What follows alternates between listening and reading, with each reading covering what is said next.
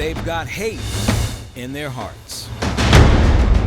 Look close. You can barely see their eyes, never mind know their names. They're always lurking in the shadows. This is the national hate group Patriot Front that, oh yes, has a presence in our state. Another is called NSC 131, again with local residents right in the ranks. These groups claim they're anti-communism, but that's not it. Not at all. They're neo-Nazis, white supremacists, or anti-LGBTQ. That's always recruiting. Hate in Connecticut. Is it getting worse? Sadly, the data tells us that hate is on the increase. The examples around our state seem endless. Just last week on the UConn campus, hateful emails and voicemails sent to Muslim and Palestinian students. End of October in Old Lyme, campaign signs to face swastikas and other images spray painted across the front.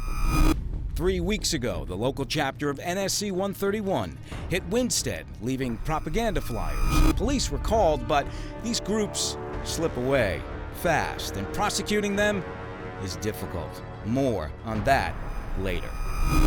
At the Essex Public Library, over 20 books were mysteriously removed from a Pride Month display. Over the summer, here at this Black Lives Matter mural near the state capitol, a swastika was scribbled across the artwork. That physical symbol of hate is gone now, but the memory of it isn't. And this might not be the worst example of it. The video we're about to show you could be the most disturbing video you have ever seen. I have asked you nicely to back up. Don't come on a mess. May 2021, News 8 cameras capture a white woman spitting directly and intentionally in the face of a black woman at a Black Lives Matter protest. The woman was charged, but charges were dropped after she agreed to take classes on hate crime and do community service. Corinne Prescott believes people can change and that she can help make that happen, despite what happened to her. If I don't believe that, then what is this for? If I don't believe that, then why am I going to get up every day and continue to fight? So how bad is hate in our state? Well, that may just surprise you. According to the Southern Poverty Law Center's 2022 hate map, at least 11 hate and anti-government groups are being actively tracked in Connecticut. Rhode Island has 7, and New York, 53. Stacey Sobel runs the Anti-Defamation League locally here in Connecticut. Listen to this. In the last 20 days or so, here in Connecticut, we have tracked almost 300% increase in hate incidents that have been reported to our office. And that includes vandalism, harassment, and assault. And Sobel shared this shocking statistic. 1/3 of all hate incidents in Connecticut for 2022 came from kids from kindergarten to 12th grade. Yes, you heard that right. Brian Donahue says although his skin color is white, he knows about hate all too well, and it's personal. They have faced ostracism because of their, hey, I don't want my kid next to you. They've been called the N-word. You see, Brian and his wife adopted 2 children of color. He's co-founder of a local grassroots organization called Not Just Us, designed to end hate in the state. Volunteers have visited 12 cities and towns with plans for more. On a recent sunny Sunday in Bloomfield, several Stop Hate groups met in this church to focus on solutions and resources that are available to people who are victims of hate. Each group takes the information back to their local community. Wayne Winston, co-founder of Not Just Us, says the evil side of people is learned. No one is born to hate.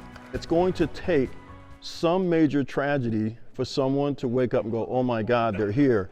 They are here. At first blush, many places around here are warm and welcoming, almost looking like a postcard. But according to state crime data obtained by News 8, looks can be deceiving.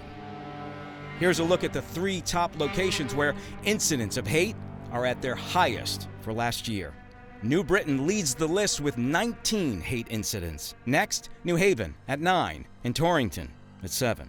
Connecticut State Police have now formed a new hate crimes task force on alert for trouble in every city and town. Detective Alvin Chen is part of this specialized unit and says these groups are slick, hard to keep track of, especially because of social media. What do you want to say to those people that are watching tonight that might have been the victim of a crime, of a hate crime, but they don't know what to do and they're afraid to come forward? I want to, stand here today to say that if you're possibly a victim or witness as a victim of a hate crime, come forward. You could report the incident or as anonymous, and let the law enforcement take it from there. And remember we told you prosecuting haters as well? Not easy. Here's why. The spoken word is hurtful, a flyer is offensive, but not a crime. It has to be followed by an actual crime of, say, assault or vandalism. The white supremacists that we've encountered in Connecticut and pretty much nationwide really know how to go up to the line before they violate the First Amendment. And here in the U.S., we're very lucky that we have a First Amendment that protects us. And unfortunately, hate speech is the price we pay for freedom of speech. The latest numbers are for 2022, and Connecticut State Police arrested 39 people on hate crime charges. The top 3 charges were for intimidation, simple assault, and aggravated assault. We're all one. We're almost all identical in our makeup. We need to get to know people who are different than us.